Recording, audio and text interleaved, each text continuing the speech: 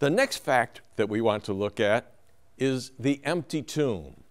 This too is a fact of history, and it leads to the question, what happened to Jesus' body? Where was he?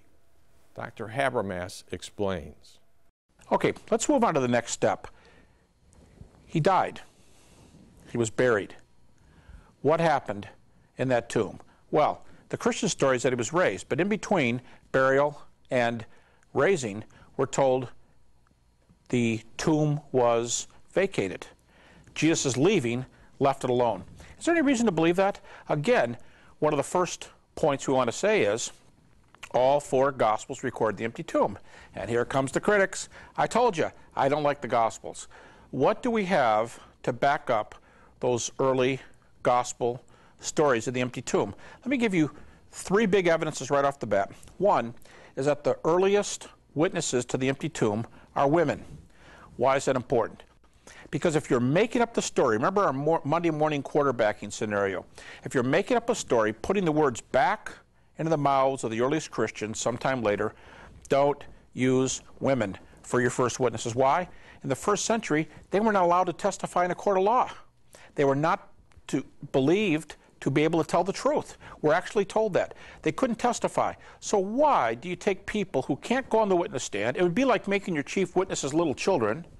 Why do you say, there they are, the tomb's empty, the women saw him? Unless, in fact, the women found the empty tomb first. Okay? Second reason, the Jews believe the tomb was empty. Now, there's a fact in history, there's a method in history, rather, that says when your critic admits something, most likely it's correct. If you can't stand somebody and you say he's this and that and this and that and this and that, but he is a brave person, chances are he's a brave person. And the disciples said the tomb is empty. Now, they thought the disciples stole the body. And nobody, virtually no reputable scholars, held that theory for over 200 years because liars don't make martyrs. You have no explanation for the disciples' transformation and their honest belief.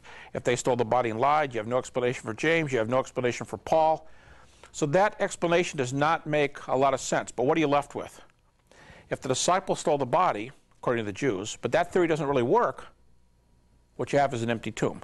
What it seems like is that the Jewish leaders are making something up or making an explanation to explain a fact. The body's gone.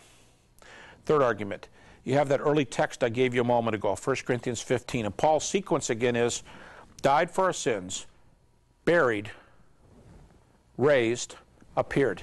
Now, when the same person dies, buried, raised, and appears, guess what?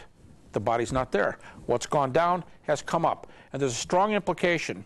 In 1 Corinthians 15, you have an overt statement of the burial, and you have a strong implication of the next step, the empty tomb. We can throw some other things in here. As I said, again, Jerusalem, just like the burial, Jerusalem is the last place to proclaim the empty tomb, because people could say, boys, the tomb's not empty, and they can take you right back there. Acts 13:29, another early creedal passage, says he was buried and the tomb was empty. So here's another half dozen arguments, but especially I like the women, I like the Jewish admittance of the empty tomb, and I like Paul's creed in 1 Corinthians 15. It's three real tough arguments that say, you know, what the gospel said, they have the ring of truth regarding the empty tomb.